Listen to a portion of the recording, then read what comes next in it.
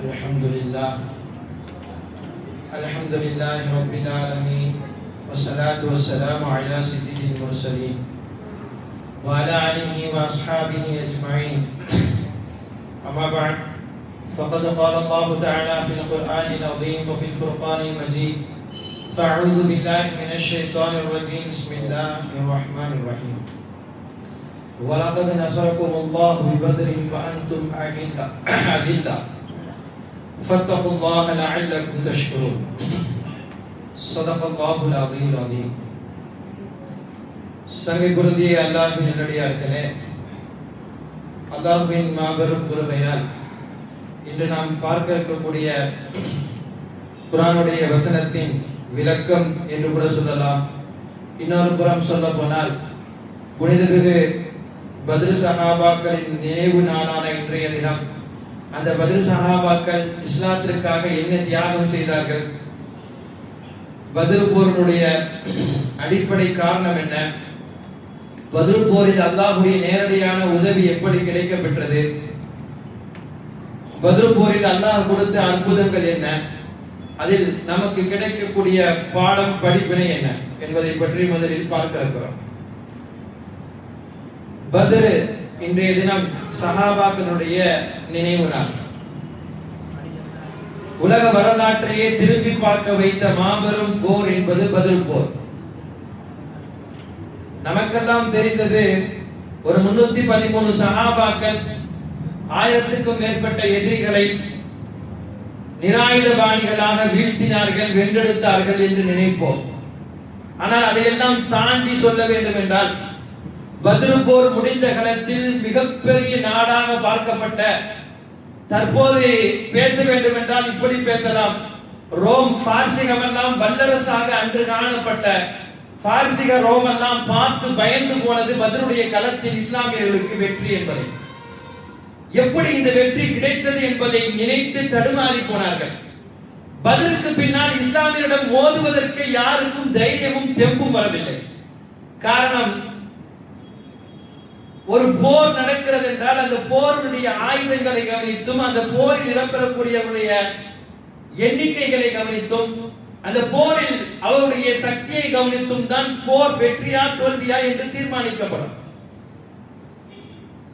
ஆயுதங்களும் மிக குறைவாக இருக்கிறது, மனிதர்களும் மிக குறைவாக இருக்கிறார்கள், பயில்வான்களாக சொல்லக்கூடிய மனிதர்களும் கூட அங்கு அவ்வளவாக இல்லை என்ற அனைத்தும் தோல்விக்கு உதாரணமாகவே இருக்கக்கூடிய சூழ்நிலையில் ஒரு வெற்றி என்றால் இது எப்படி சாத்தியம் என்பதை கவனித்து எல்லோரும் ஆச்சரியப்பட்டு போனார்கள், அசந்து போனார்கள். அல்லாஹ்வுடைய நேரடியான உதவியை அல்லாஹ் பத்ரில் கொடுத்தார். எனவேதான் கோடான கோடி இஸ்லாமியருடைய மூல ஆதாரம் என்பது இந்த 313 சஹாபாக்கள் தான். இந்த 313 சஹாபாக்கள் மட்டும் இல்லை என்று சொன்னால் இஸ்லாம் அடுத்த கட்டத்தை எட்டிருக்குமா என்று உலகத்தில் யாராலும் சொல்லியிருக்க முடியாது. இதை பெருமானார் சஜிதாவிலே உட்கார்ந்து படுத்து பெருமானார் கேட்டு அல்லாஹ்விடத்தில் துஆவுமே அப்படித்தானே கேட்டார்கள். நாளைய தினம் பத்ர் யா அல்லாஹ் நீ வெற்றி கொடுக்கவில்லை என்றால் உன்னை அல்லாஹ் என்று சொல்லக்கூடிய ஒரு மனிதரும் இந்த மண்ணில் இருக்க மாட்டார்கள் என்றுதான் பெருமானாருடைய துஆவே நாளைய பத்ரில் இன்றைய தினம் கேட்கப்பட்டது. பத்ர் சஹாபாக்கள் என்பவர்கள் வெறுமனையே நாம் வார்த்தைகளால் அவருடைய தியாகங்களை முடித்து விட முடியாது. என்னவானாலும் பரவாயில்லை, இந்த களத்தில் நாம் களம் கண்டால் தான் அடுத்து இஸ்லாத்தை எடுத்து செல்ல முடியும் என்பதை ஒவ்வொரு சஹாபிகளும் உள்ளத்திலே ஏந்தி ஷஹீதுகளுக்கு துடிதுடித்துக் கொண்டிருந்தார்கள். எனவேதான் இந்த பத்ர் களம் என்பது எல்லா மனிதர்களிடத்திலும் இஸ்லாமிய போர்களிலே ஆக கட்ட உச்சகட்ட போராக கணிக்கப்படுகிறது. முதலில் பத்ர் உருவான விதம் எப்படி? பத்ருக்கு சஹாபாக்கள் எதனால் தயாரானார்கள்? எதற்காக அல்லாஹ் போர் புரிய சொன்னான்? இஸ்லாம் போரை வரவேற்கிறதா என்பதை பற்றி முதலில் நாம் தெரிய வேண்டியிருக்கிறது. ஏனென்றால் இன்று மேலோட்டமாக பார்க்கக்கூடிய பார்வை எல்லோரும், இஸ்லாமியர்களில் கூட நான் சொல்லியிருப்பேன், சில பேர் போர்கள் எல்லாம் எதற்கு இஸ்லாம் போரை வரவேற்கிறது, அல்லாஹ் குர்ஆனிலும் போரை பற்றி கூறியிருக்கானே, இஸ்லாம் ஒரு சமத்துவம் மிகுந்த மார்க்கம், ஒரு அமைதியான மார்க்கம் என்றெல்லாம் சொல்லப்படுகிறது. அப்போ எப்பொழுது இஸ்லாத்தில் இத்தனை போர்கள் எப்படி வந்தது என்றெல்லாம் கேள்விகளுக்கு கொஞ்சம் நாம் பதிலை தெரிய வேண்டிய அவசியத்தில் இருக்கிறோம். மக்காவில் 13 ஆண்டு காலம் இஸ்லாத்திலே இருந்த சஹாபாக்களுக்கு தொடராக கஷ்டத்தையும் துன்பத்தையும் எதிரிகளால் கொடுக்கப்பட்டது. சர்வசாதாரணமான கஷ்டமோ துன்பமோ கிடையாது. எங்கு போய் என்ன செய்தாலும் அவர்களுக்கு முஸ்லிம் என்ற ஒரே ஒரு கண்ணோட்டத்தினால் அவர்களை மிகவித சித்திரவதைக்குள்ளாக்கப்பட்டார்கள் 13 ஆண்டு காலம் மக்காவில். வேறு வழி இல்லாமல் ஒரு கட்டத்தில் இப்படியே இருந்து விட்டால் என்ன செய்வது என்று தெரியாமல் இஸ்லாமியர்கள் மதீனாவுக்கு போனார்கள். மதீனாவுக்கு போனாலாவது விட்டு விடுவார்களா என்றால் இல்லை. அங்கேயும் 2 வருடம் மிகப்பெரிய அளவில் துன்பத்தை இழைக்கப்பட்டது இஸ்லாமியர்களுக்கு. ஒரு பெண் என்றும் பார்க்கவில்லை, ஒரு சிறுவன் என்றும் பார்க்கவில்லை, ஒரு குழந்தை என்றும் பார்க்கவில்லை, ஒரு முதுமை மனிதன் என்றும் பார்க்கவில்லை. உலகத்தில் முதல் ஆக ஷஹீதான ஒரு பெண் சுமையா ரலியல்லாஹு அன்ஹா நமக்கு தெரியும். சித்திரவதை, ஒட்டகத்தினுடைய கால்களில் அவருடைய ஒரு காலில் ஒட்டகத்தை கட்டியும் இன்னொரு காலில் இன்னொரு ஒட்டகத்தை கட்டியும் 2 ஒட்டகத்தையும் அடித்து ஓட விட்டார்கள். நிலைமை எப்படி இருக்கும் என்பதை நாம் சிந்தித்தால் தெரியும். அதையும் தாண்டி விண்பம்புகளை எடுத்து அவருடைய மர்மஸ்தானத்தில் ஏற்கிறார்கள். ஒரு பெண் என்று பாரபட்சம் கூட இல்லாமல் நடந்து கொண்டார்கள். சஹாபாக்கள் ஒரு கட்டம் வரை பொறுத்து கொண்டார்கள். அதற்கு மீறி குடும்பங்களில் கை வைக்கிறார்கள், குழந்தைகளில் கை வைக்கிறார்கள், யார் என்னவென்று பார்க்க மாட்டிருக்கிறார்கள். இப்படிப்பட்ட மனிதர்களுக்கு மத்தியில் எத்தனை காலம் நாம் பொறுமையாக இருக்கிறது? ஒரு பொறுமைக்கும் ஒரு அளவு இருக்கிறதா இல்லையா? தொடராக அநீதம் இழைக்கப்பட்ட பொழுது அந்த சஹாபாக்கள் எவ்வளவு நாள் அதை தாங்கிக் கொள்வார்கள்? 1 வருஷம், 2 வருஷம், 3 வருஷம் பரவாயில்லை, 15 வருஷம் அதை தாங்கிக் கொண்டிருக்கிறார்கள் என்றால் எப்படி சாத்தியம்? ஒரு கட்டத்தில் கபாப் ரலியல்லாஹு அன்ஹு வந்து யா ரசூலுல்லாஹ் இப்படியே கேட்டார்கள், இன்னும் எத்தனை காலம் தான் நாங்கள் இப்படி இருப்பது? நாங்கள் அல்லாஹ்வுக்காக பொறுத்துக் கொள்கிறோம், எல்லாவற்றையும் பொறுத்துக் கொள்கிறோம், ஆனால் எத்தனை காலம் பொறுக்கிறது என்றே சொல்லுங்க. ஒரு அளவு வேண்டாமா? அநீதம் இழைக்கப்பட்டவன் தொடர்ந்து அநீதம் இழைத்துக் கொண்டிருக்கிறான். ஆனால் எதிர்த்தரப்பில் இருக்கக்கூடிய நாம் அவனுடைய அநீதத்திற்கு எதிராக எதையுமே செய்யாமல் இப்படியே இருந்து கொண்டால் எத்தனை காலங்கள் நாங்கள் இதையெல்லாம் பொறுத்துக் கொள்ள வேண்டும் என்பதை ஒரு கட்டத்தில் பெருமானார் ஸல்லல்லாஹு அலைஹி வஸல்லம் இடம் வந்து நேரடியாகவே கேட்டுவிட்டார்கள். கபாப் ரலியல்லாஹு அன்ஹு ஒரு விரக்தி, இவ்வளவு அடிக்கப்படுகிறோமே, இன்னும் அல்லாஹ்வுடைய ஆயத்து இந்த விஷயத்தில் இறங்கவில்லையே என்பதால் கேட்கப்பட்ட வார்த்தை பெருமானார் ஸல்லல்லாஹு அலைஹி வஸல்லம் ஒன்றுதான் சொன்னார்கள். அமைதிப்படுத்தி விட்டு சொன்னார்கள், கபாப் நீங்க கேட்கக்கூடிய கேள்வி சரி, ஆனால் உங்களுக்கு முன்னோருடைய வாழ்க்கையை கொஞ்சம் எடுத்து பாருங்க. இதை விடவும் உங்களுடைய முன்னோர்கள் இஸ்லாத்திற்காக வேண்டி பல தியாகங்களை செய்திருக்கிறார்கள். அவர்களுக்கு முன்னால் இதுவெல்லாம் ஒன்றுமில்லை என்று கபாப் ரலியல்லாஹு அன்ஹு அவர்களுக்கு பெருமானார் ஸல்லல்லாஹு அலைஹி வஸல்லம் ஆறுதல் சொல்லி அனுப்பி வைக்கிறார்கள். அந்த 15 வருடத்துக்கு பிறகு தான் அல்லாஹ் தஆலா குர்ஆனிலே போரை அறிமுகப்படுத்துகிறார். அதுவும் அறிமுகப்படுத்தும் போதே என்ன சொல்லுகிறான் என்று சொன்னால், இவ்வளவு காலமாக தொடர்ந்து அநீதம் இழைக்கப்பட்ட உங்களுக்கு நீங்கள் திருப்பி அடிப்பதற்கு அனுமதி கொடுக்கிறேன். தொடர்ந்து அநீதம் செய்யப்பட்டவர்கள் உங்களுக்கு போருக்கு அனுமதி என்பதையே அல்லாஹ் என்ன சேர்த்து சொல்கிறான், நீங்கள் தொடராக அநீதம் இழைக்கப்பட்டதினால் திருப்பி அடிப்பதற்கு அனுமதி கொடுக்கிறேன். வெறுமனே போய் அடிப்பதற்கு அனுமதி, இவ்வளவு நாள் அடிக்கப்பட்டதனால திருப்பி அடிப்பதற்கு அனுமதி. சாதாரணமாக உலகத்துடைய நீதியே என்ன? ஒருத்தர் நம்மள ஒரு தடவை அடிச்சாலே திருப்பி அடிக்கிறோம். இல்ல இந்த ஒரு தடவை தான் அடிச்சிருக்கான், இன்னும் ஒரு 10 வாட்டி அடிக்கிட்டு பாத்துக்கலாம் அப்படின்னு உலகத்துல யாராச்சும் சொல்லுவாங்களா? இது உலகத்தின் நடைமுறை கிடையாது. ஆனால் தொடர் அநீதங்களும் தொடர் அடிகளும் கேட்ட இஸ்லாமியர்களுக்கு அதுவரையும் அல்லாஹ் பொறுமையாக இருக்க சொல்லி கடைசியில் தான் போருக்கு அல்லாஹ் உத்தரவிடுகிறான். உத்தரவிட்ட பேரில் தான் பெருமானார் ஸல்லல்லாஹு அலைஹி வஸல்லம் சஹாபாக்களை கூட்டு ஆலோசனை நடத்துகிறார்கள். அல்லாஹ்வுடைய உத்தரவு வந்து விட்டது, நாம் என்ன செய்யலாம்? இதில் சஹாபாக்களுடைய மன உறுதி எவ்வளவு இருக்கிறது, என்ன சஹாபாக்கள் சொல்கிறார்கள் என்பதை எல்லாம் பெருமானார் ஸல்லல்லாஹு அலைஹி வஸல்லம் அந்த ஆலோசனையில் கேட்கிறார்கள். பெருமானாருடைய இந்த கேள்விக்கு எல்லா சஹாபாக்களும் எல்லா நேரத்திலும் முதலிடத்தில் இருந்த அபூபக்கர் ரலியல்லாஹு அன்ஹு அப்போதும் முதலிடம் தான். கைதிக்கு சொன்னார்கள், யா ரசூலுல்லாஹ் நான் தயார், நாங்கள் தயார். உமர் ரலியல்லாஹு சொன்னார்கள், நாங்கள் தயார். மிக்தாத் ரலியல்லாஹு சொன்னார்கள், நாங்களும் தயார். முஹாஜிர்கள் எல்லாம் பெரும்பாலும் முஹாஜினுடைய தரப்பிலிருந்தே பதில் வந்து கொண்டிருக்கிறது. அன்சாரிகள் அவ்வளவாக எந்த பதிலும் வந்ததை போல தெரியவில்லை. எனவே மஷூராவை ஆலோசனையை பெருமானார் நீட்டவும் செய்கிறார்கள். ஒரு கட்டத்தில் அமைதியாகவே அதை பார்த்து கொண்டிருந்த சஅத் இப்னு முஆத் ரலியல்லாஹு அன்ஹு அவர்கள் சொன்னார்கள், யா ரசூலுல்லாஹ் எல்லாரும் சொல்லிவிட்டார்கள், ஆனால் அன்சாரிகள் யாரும் பதில் சொல்லாததை நீங்கள் யோசித்து இருப்பதை போல தெரிகிறதே என்று கேட்டார்கள். நேருக்கு நேராக கேட்டு விட்டார்கள். பெருமானார் ஸல்லல்லாஹு அலைஹி வஸல்லம் அப்படியே பதில் சொல்லிவிட்டார்கள், ஆம் அன்சாரியுடைய பதிலை நான் எதிர்பார்க்கிறேன். அன்சாரியாக இருந்தவர்கள் சஅத் ரலியல்லாஹு அன்ஹு. சஅத் ரலியல்லாஹு அன்ஹு அப்போதான் பேச ஆரம்பித்தார்கள். ஒரு நீண்ட பேச்சை ரசூலுல்லாஹ்விடம் எடுத்து வைக்கிறார்கள். என்ன இந்த இஸ்லாத்திற்காக நீங்கள் என்னெல்லாம் சொல்கிறீர்கள், நாங்கள் அன்சாரிகள் செய்திருக்கிறோம். நீங்கள் ஈமான் கொள்ள சொல்கிறீர்கள், நாங்கள் ஈமான் கொண்டோம். நீங்கள் ஒப்பந்தம் செய்ய சொல்கிறீர்கள், நாங்கள் ஒப்பந்தம் செய்தோம். இந்த இஸ்லாத்திற்காக நீங்கள் எல்லாம் கொடுங்கள் என்று சொன்னீர்கள். முஹாஜிர்களுக்காக நாங்கள் எல்லாவற்றையும் எடுத்து கொடுத்தோம், எல்லாம் அல்லாஹ்வுக்காக செய்தோம். இவ்வளவும் செய்த நாங்கள் யா ரசூலுல்லாஹ், நீங்கள் எங்களிடத்தில் அனுமதி வேண்டுமா, அனுமதி வாங்க வேண்டுமா, எங்களிடம் கேட்க வேண்டுமா என்பதை போல அவருடைய பேச்சு இருந்தது. இவ்வளவு இஸ்லாத்துக்காண்டி செஞ்சோம், அப்ப நாங்கள் நீங்கள் சொல்லியா நாங்க போருக்கு வரணும், நீங்கள் மாறுங்கள் என்று சொல்லி எங்களை அழைத்து சொல்ல வேண்டாமா என்று சொல்வது போல அந்த ஆலோசனை இருந்தது. கடைசியிலே அபூ ரலியல்லாஹு ஸஅத் இப்னு முஆத் ரலியல்லாஹு அன்ஹு சொல்லி இப்படி சொன்னார்களா, நீங்கள் கை காட்டி கடலில் குதிக்க வேண்டும் என்று கடலிலே கை காட்டி குதிங்கள் என்று சொன்னாலும் இந்த அன்சாரிகள் குதிப்பதற்கு தயாராக இருக்கிறோம் நாயகமே, நீங்கள் எதுவும் நினைக்காதீர்கள், அன்சாரிகள் மொத்த சார்பாக இந்த ஸஅத் வந்து நிற்கிறேன், கிளம்பலாம் போகலாம் என்று சொன்னார்கள். இதற்கு பிறகுதான் பெருமானார் ஸல்லல்லாஹு அலைஹி வஸல்லம் அந்த ஆலோசனையை முடித்துவிட்டு போருக்காக வேண்டி சஃபை சரி செய்தார்கள். எல்லா சஹாபாக்களையும் பார்த்தார்கள். போருடைய ஆயுத களவாடங்கள் என்று சொல்லக்கூடிய எதுவும் அந்த அளவுக்கு அதிகமும் கிடையாது, குறைவும் கிடையாது, இல்லவே இல்லை. இப்படி இருக்கக்கூடிய நேரத்தில் அல்லாஹ் போருக்கு அனுமதி கொடுத்திருக்கிறார்.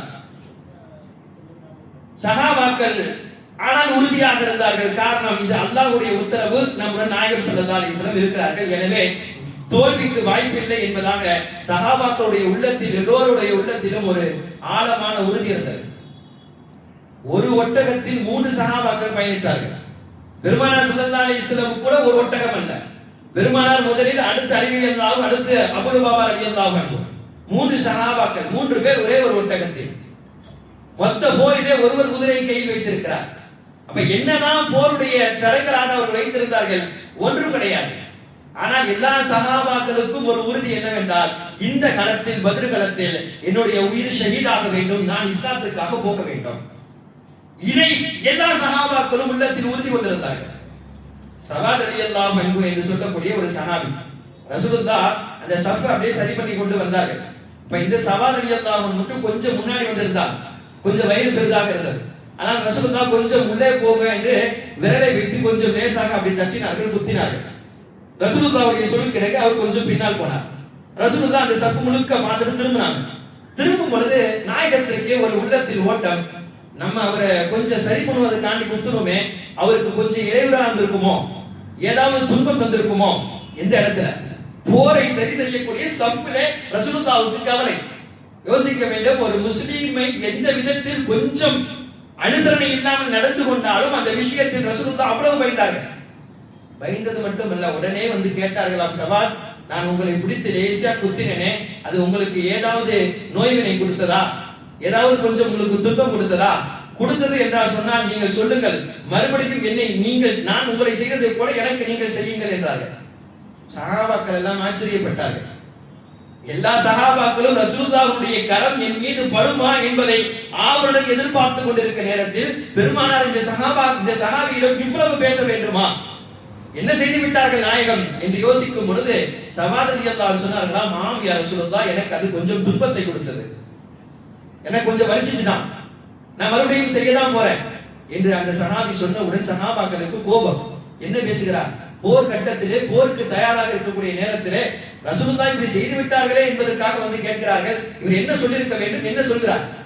ரசூலுல்லாஹ் சொல்லிவிட்டார்கள், நீங்களும் அது போல செய்யுங்கள் என்று சொன்னார்கள். அந்த சஹாபி சரி என்று சொல்லிவிட்டு பெருமானாருடைய வயிற்றிலிருந்த ஆடை எடுத்து விட்டு குத்துவதற்கு வந்த அவர் முத்தமிட்டு விட்டார். பெருமானார் ஸல்லல்லாஹு அலைஹி வஸல்லம் என்னவென்று கேட்கும் பொழுது அந்த சஹாபி சொன்னார், யா ரசூலுல்லாஹ், எனது அதிக ஆசை என்பது இந்த போரில் நான் ஷஹீதாக வேண்டும் என்பது. அப்படி போரில் ஷஹீதாகி விட்டால் நாளை அல்லாஹ் என்னை எழுப்பும் போது நான் அல்லாஹ்விடத்திலே சொன்னேன், உலகத்தில் கடைசியாக ஒரு மனிதனை தொட்டு வைத்து வந்திருக்கிறேன் என்று, அல்லாஹ்விடத்தில் உங்களை தொட்டதை நான் பெருமையாக பேச வேண்டும் என்று சொல்வார். சஹாபாக்களுடைய சகவாசம், ரசூலுல்லாஹ்வுடைய சகவாசம் எந்த கட்டத்திலாவது கிடைக்க வேண்டும் என்ற அந்த போரிலும் கூட சஹாபாக்களுக்கு இருந்த அந்த ஆசை. அதே போல அந்த சஹாபி ஸஅத் ரலியல்லாஹு அன்ஹு பத்ர் களத்தில் வஃபாத்தும் ஆகினார், ஷஹீதும் ஆகினார். நாளைய தினம் பத்ர், இன்றைய இரவு பெருமானார் ஸல்லல்லாஹு அலைஹி வஸல்லம் அல்லாஹ்விடத்தில் கையேந்துகிறார்கள். நாம் அதிகம் கேட்ட துஆ தான், கேள்விப்பட்ட துஆ தான். ரசூலுல்லாஹ் சஜிதாவில் இருந்து கேட்ட அந்த வார்த்தை, யா ஹய்யு யா கய்யூம் பிரஹ்மதிக நஸ்தகீஸ். திரும்ப திரும்ப திரும்ப இரவு முழுக்க இந்த துஆ. நாளைய தினம் பதிலில் வெற்றி இல்லை என்று சொன்னால் இஸ்லாத்திற்கு அடுத்த கட்டம் என்பது கிடையாது. எனவே எனக்கு பதிலிலே நீங்கள் வெற்றியை கொடுக்க வேண்டும் என்பதை அல்லாஹ்விடத்திலே அழுது தொழுது பெருமானார் ஸல்லல்லாஹு அலைஹி வஸல்லம் முறையிடுகிறார்கள்.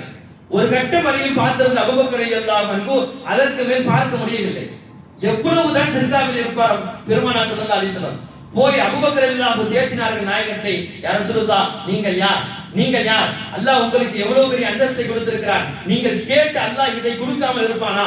நீங்கள் பயப்பட வேண்டாம். ரசூலுல்லாஹி ஸல்லல்லாஹு அலைஹி வஸல்லமுக்கு தோல்வி என்பதை நீங்கள் இருக்கும் வரை இந்த உம்மத்திற்கு கிடைக்காது என்பதெல்லாம் சொல்லி அதற்கு அபூபக்கர் ரலியல்லாஹு அன்ஹு பெருமானார் ஸல்லல்லாஹு அலைஹி வஸல்லம் அவர்களுக்கு வார்த்தையால் அனுசரணையாக சொல்கிறார்கள். அப்ப அல்லாஹ்வுடைய உதவி இந்த போரில் எப்படி எல்லாம் வந்தது? ரசூலுல்லாஹ் எழுந்த உடனே சொன்னார்களாம், ஹாதா ஜிப்ரீல், இந்த ஜிப்ரீல் வந்து விட்டார். எப்படி வருகிறார் தெரியுமா? மலக்குமார்களுடைய போர்களான அனைத்து போர்களுடைய ஆயுதங்கள் தரிக்க ஜிப்ரீல் மலக்குமார்கள் கூட்டத்தை கொண்டு இறங்கி விட்டார். அபூபக்கர், நீங்கள் எல்லா சஹாபாக்களுக்கும் போய் சொல்லுங்கள், அல்லாஹ்வுடைய உதவி வந்துவிட்டது என்று போய் சொல்லுங்கள் என்று பெருமானார் ஸல்லல்லாஹு அலைஹி வஸல்லம் அபூபக்கர் ரலியல்லாஹு அன்ஹு அவரிடம் சொல்லி அனுப்புகிறார்கள். அன்றைய நாள் காலை சஃபில் எல்லா சஹாபாக்களும் நின்றார்கள். முதல் உதவி அல்லாஹ்வுடைய அற்புத முதல் உதவி என்னவென்றால், அன்றைய இரவிலே சஹாபாக்கள் நிம்மதியாக உறங்கினார்கள். பொதுவாக போர் என்றாலே உறக்கம் வராது. எந்த நேரத்தில் யார் உள்ளே வருவார், எந்த நேரத்தில் தாக்குவார்களோ என்று தெரியாமல் தடுமாறிக்கொண்டு விழித்த நிலையில் சஹாபாக்கள் இருப்பார்கள். ஆனால் பத்ர் களத்தில் அந்த இரவில் நன்றாக உறங்கினார்கள். எந்த அளவுக்கு எழுதுகிறார்கள் என்றால், சஃபிலே நிற்கும் பொழுதும் கூட, போருக்கு தயாராக நிற்கும் பொழுதும் சஹாபாக்கள் உறங்கினார்கள் என்ற அளவுக்கு எழுதுகிறார்கள். இப்ப எந்த அளவுக்கு அல்லாஹ் அந்த போருடைய நிலையை பயத்திலே இல்லாமல் ஒரு ஆறுதலாக ஆக்கியிருப்பார். இரண்டாவது அற்புதம் அல்லாஹ் செய்தார். போருடைய இரவிலே மிகப்பெரிய ஒரு மலையை கொடுத்தார்.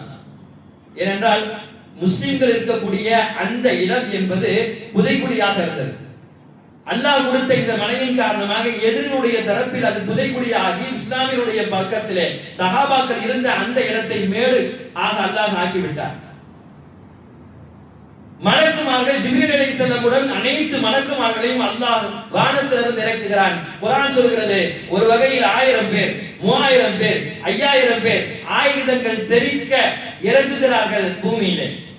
வெறுமனையே பார்த்து விட்டு பயமுறுத்துவதற்காக வரவில்லை. மலக்குமார்கள் வந்த நோக்கமே எதற்கு?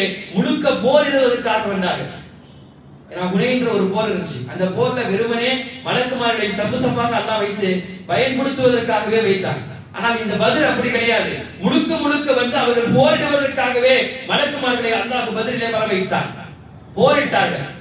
சொல்ல முடியாத அளவுக்கு எல்லா சஹாபாக்களும் அல்லாஹ்வுடைய உதவியை கண்களாலே கண்டார்கள். போர் முடிந்த கையுடன் ரசூலுல்லாஹ்விடம் வந்து சஹாபாக்கள் ஒத்துக்கொண்டார்கள். யா ரசூலுல்லாஹ், நான் வெட்ட போனேன், ஆனால் தலை கீழே விழுந்தது. யா ரசூலுல்லாஹ், என்னை கட்டி அணைத்து பிடித்து விட்டார்கள் 2 பேர். குத்த வந்தவர் எப்படி இறந்தார் எனக்கு தெரியவில்லை. யார் அடித்தார்கள் என்று தெரியவில்லை, யார் முறித்தார்கள் என்று தெரியவில்லை. ஆனால் நாங்கள் எல்லாம் அடிக்க முற்பட்டு தான் போனோம், ஆனால் அடிபட்டு விழுந்து கிடந்தார்கள். சஹாபாக்களுடைய அணி என்று சொன்னால் போர்களில் ஒரு அளவுக்கு மேலே இருக்காது. ஆனால் அந்த போர்களில் நடந்து முடிந்த பிறகு பார்க்க போனால் மூக்குகள் அறுக்கப்பட்டிருக்கிறது, முகத்தினுடைய சதைகள் எல்லாம் கிழிக்கப்பட்டிருக்கிறது, சாட்டையால் அடிக்கப்பட்டிருக்கிறது. சாட்டையே சஹாபாக்களிடம் கிடையாது. இதுவெல்லாம் மலக்குமார்கள் நேரடியாக வந்து செய்த மிகப்பெரிய அற்புதம். ஒரு சஹாபி ரிஃபா ரலியல்லாஹு அன்ஹு என்று சொல்லக்கூடிய சஹாபி, போரிலே திடீர்னு அவருடைய கண் போய் கையிலே வந்துவிட்டது. கண்களை தூக்கி கொண்டு யா ரசூலுல்லாஹ் என்று சொல்லி ஓடி வருகிறார்.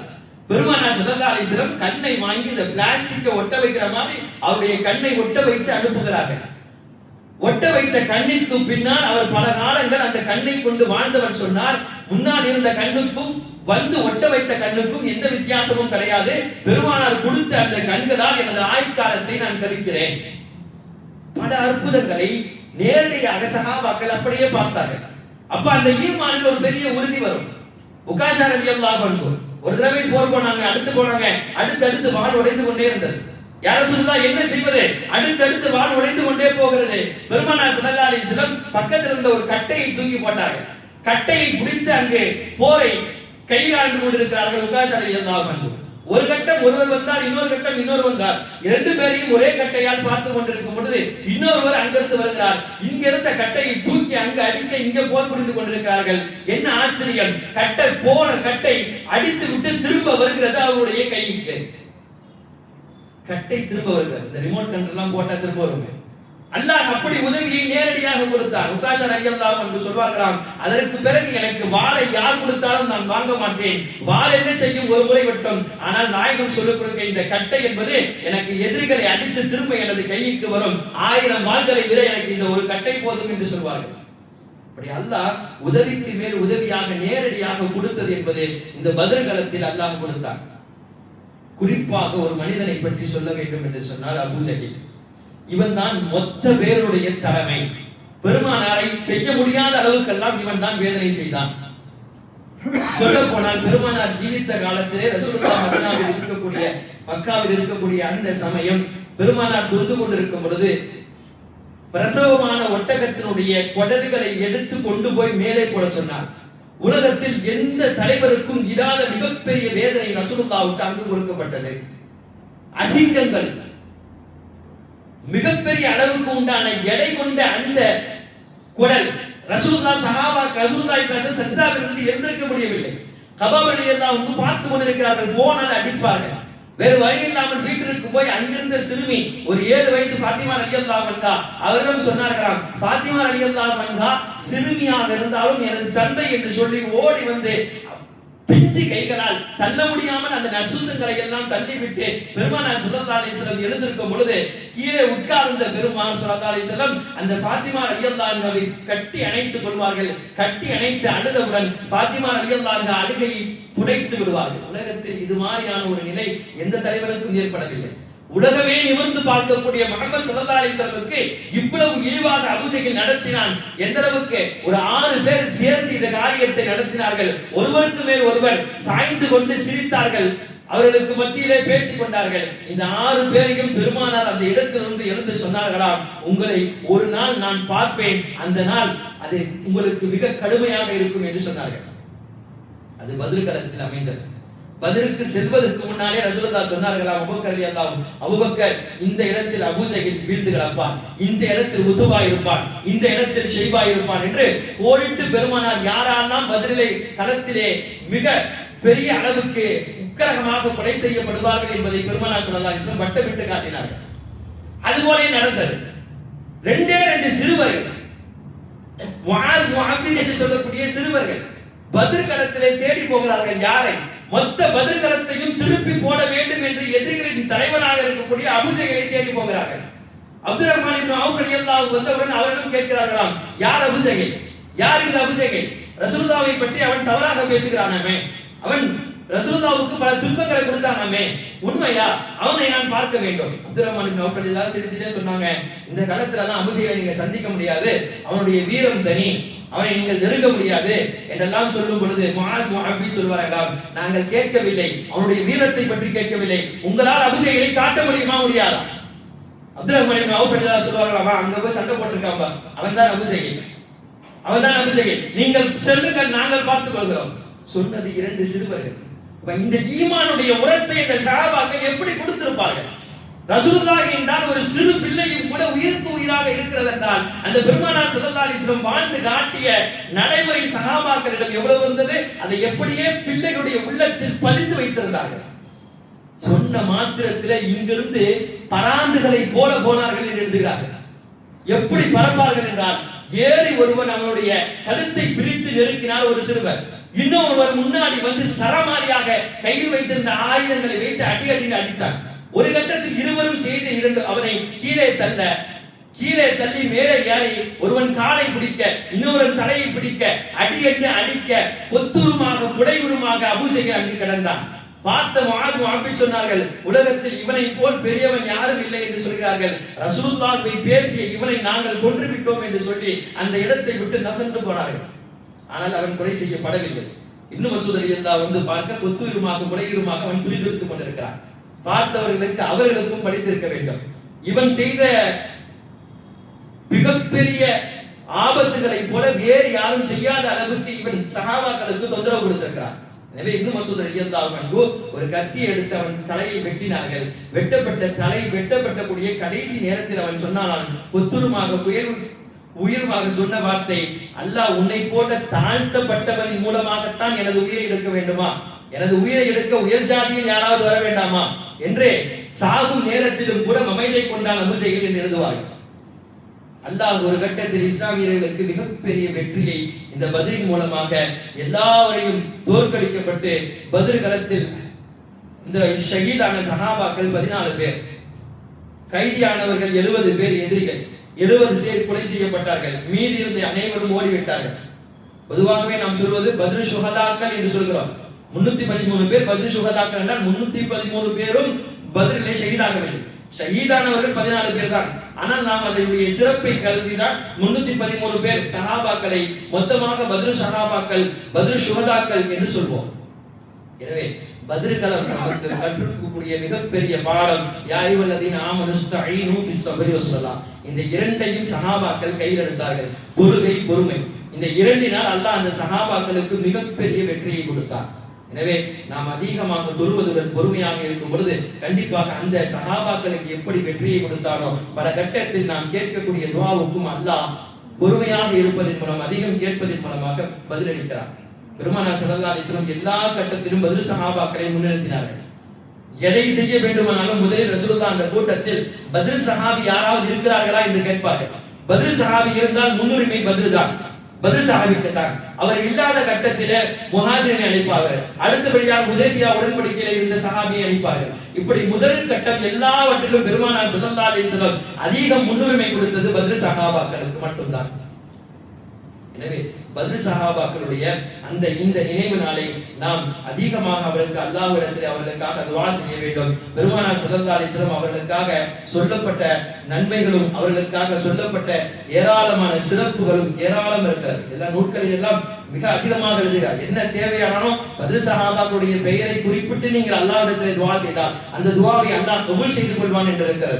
ரசூலுல்லாஹ் இப்படியே சொன்னார்கள், பத்ர் களம் முடிந்தவுடன் யஅலமு மா ஷிஅ்தும், இதற்கு மேல நீங்க என்ன செய்யணுமோ செஞ்சுக்கோங்க.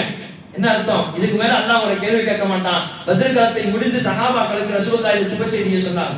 நம்மள சொன்னா நம்ம பெரிய ஒரு லிஸ்டே போடும். ஆனாலும் அப்படி சொல்லப்பட்டும் கூட அந்த சஹாபாக்கள் உலகத்தில் எந்த பாவமும் இல்லாமல், பாவக்கரை இல்லாமல் வாழ்ந்து சென்றிருக்கிறார்கள்.